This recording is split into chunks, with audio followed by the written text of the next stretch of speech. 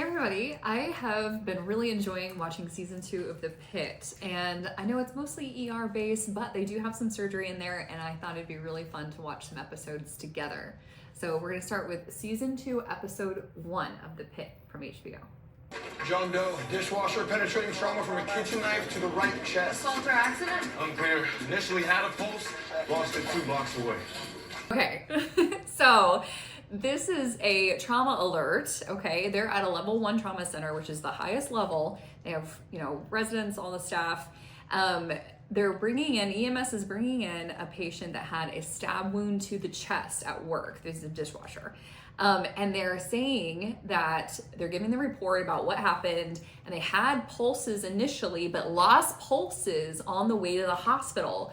And they have a bag mask. They were giving the guy oxygen, but then the other dude is supposed to be doing CPR, but he's like one-handed pressing on the chest, which is maybe the worst CPR I've ever seen on TV, which is hilarious. But anyway, also I wanted to point out that in this kind of setting, EMS would have called in from the scene. So all of these people would have been meeting EMS with the patient in the room already. So this is kind of on the fly, and that's not exactly how it goes down. Let's see what else. What do we got, party people? Dr. Yolanda Garcia, trauma surgery fellow. Meet Dr. Baran Alashimi, new ED attending. She's going to be covering for me while I'm gone. So nice to meet you. Now time they replaced you, rabbit bitch. I miss you too, YOLO. Dr. Garcia has a hard time expressing her feelings. Not all of them. 1, 2, 3. Prep for a left thoracotomy. I'm on it. Okay, so again, they would have all met in this room. They would have all had their PPE already on.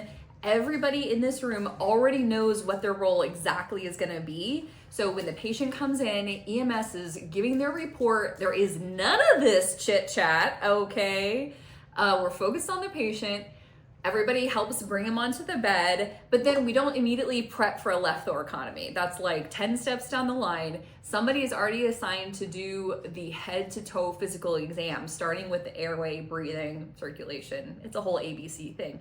Anyway, none of that has happened, because even if a patient did have an obvious injury, like a stab wound to the chest, they might have also fallen and cracked their head on the way down.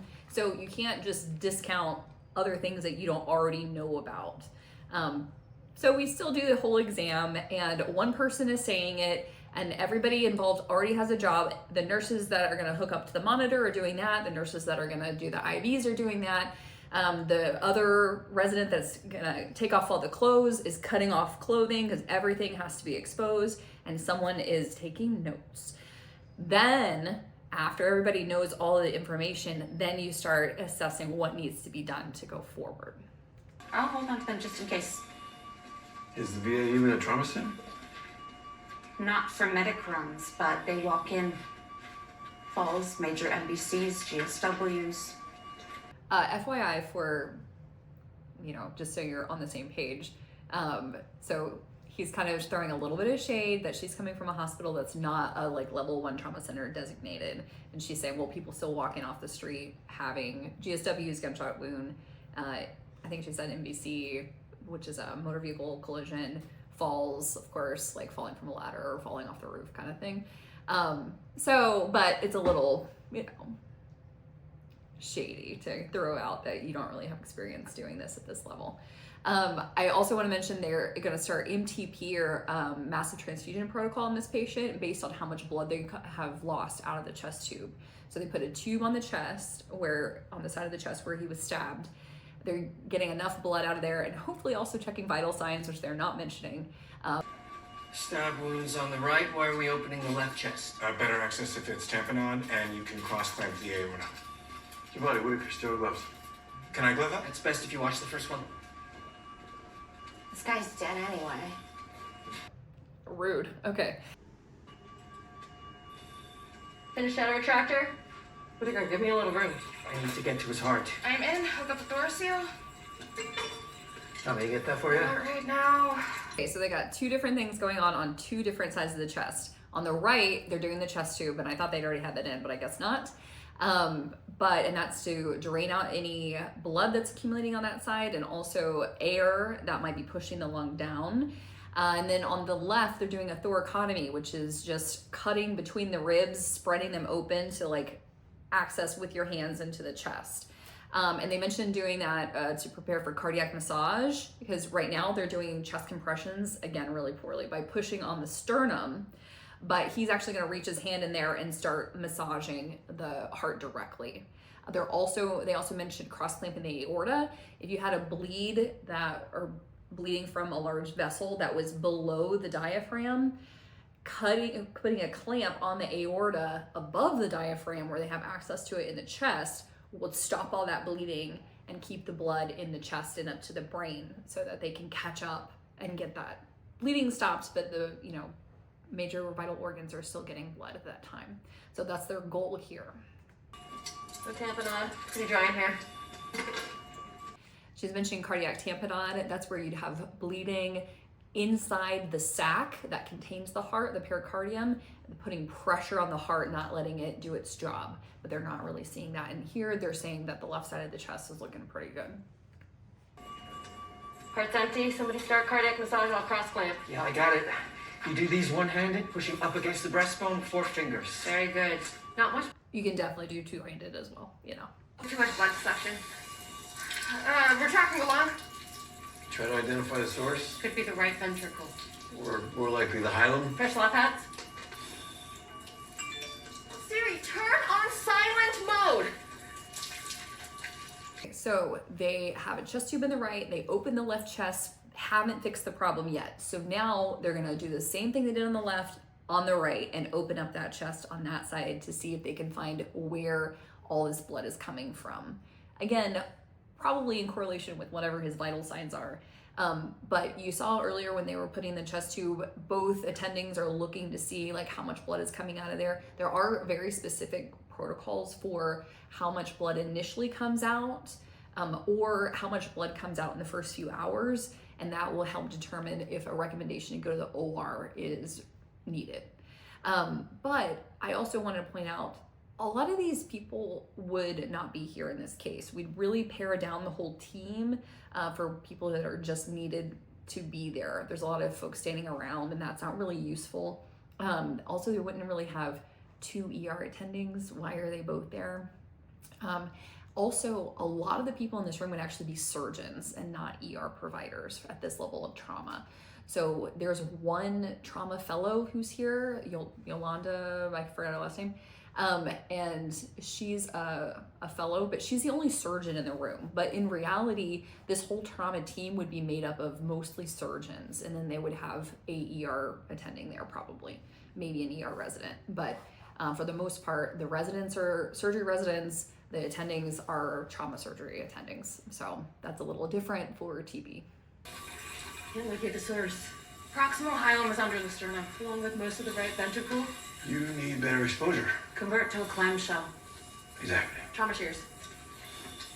That would have been nice to let them come up with that plan. Heart's gonna need double compression. So they've opened the left chest, now they've opened the right chest, and he's saying, I still can't see what I need to see. So they're converting to a clamshell, which literally means connect the dots. And so they're getting trauma shears out to cut across the cartilage that connects around the sternum to the ribs. So this whole chest is gonna lift open like that, and that's why they call it a clamshell, because it goes like that. So that's just for the maximum exposure you can find in there. Just like this. Squeeze from the apex to the aorta. Right ventricle looks good. Massive hemorrhage from the hilum. Second MTP packs going. Additional 4 units.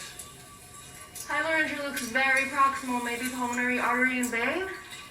Okay, so they're seeing the bleeding coming from somewhere in the blood vessels that are going to the lung. And the hilum or the hilar injury, what they're saying, that means the portion of the lung that's receiving the blood vessels, that segment. And they say it's coming proximally, mean it's like from more at the beginning of that blood vessel, kind of tucked into the middle of the chest, rather than at the end of that blood vessel near the lung. Son. No, no good. Still bleeding like a step pig. I can give it a Dr. try. Garcia is a very skilled surgeon. If she can't get it, we need to think of something else. Like what? Hyler flip. You're gonna rotate the lung 180 degrees, like putting a kink in the garden hose. It'll stop the bleeding. That could possibly work. Or he'll die when you rip the entire lung off the hilum.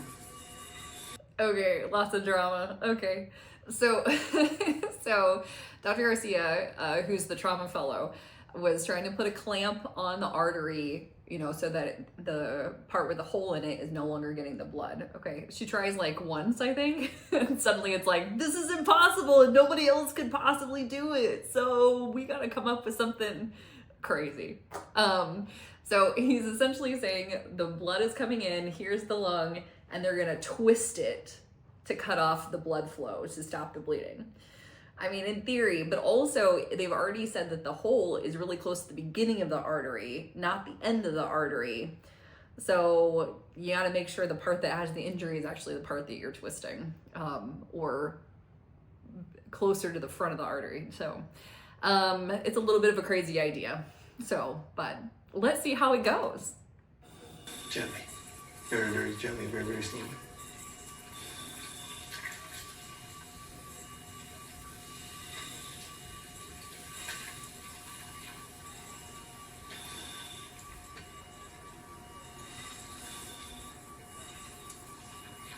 Blood loss is slowing down. That's a good sign.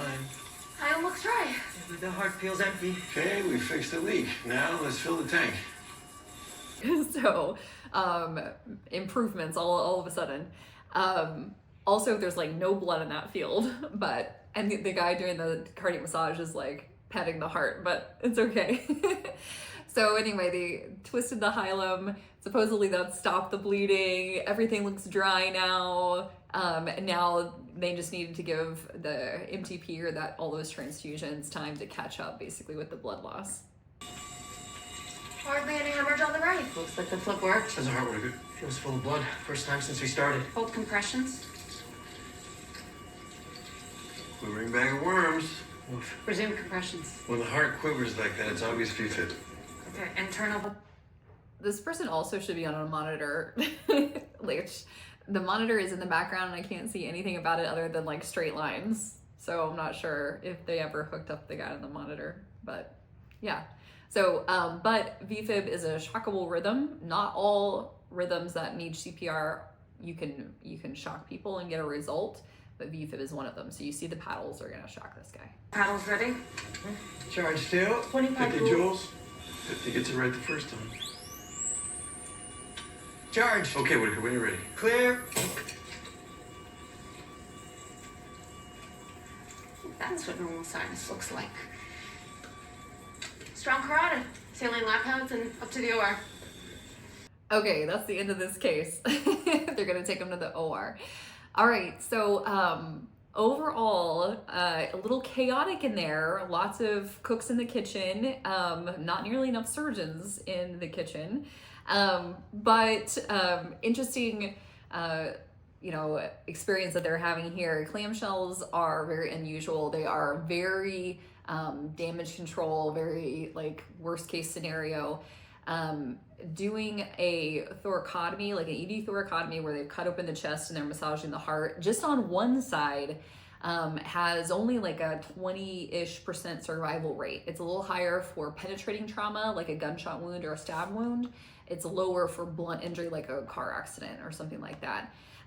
Though by the time they cut both sides and do a clamshell, that survival rate goes down to like 10%. So these are very unlikely to end up in the situation that they're having here, of that patient is still alive, has a great response, gonna go to the OR and just whip up this little problem and no big deal. So these are very, very sick patients with big injuries and have a really hard time making it out of the hospital. So keep that in mind when you watch stuff on TV. But really fun. They do a pretty good job with the like set design, except for, in real life, it's a lot messier. There's, more blood like pooling in the chest and everything when you have that much bleeding. But really fun. So let me know what you thought about that. And if you have any questions about anything I forgot to point out in this clip, I'm hoping that we can watch episode 2 together next.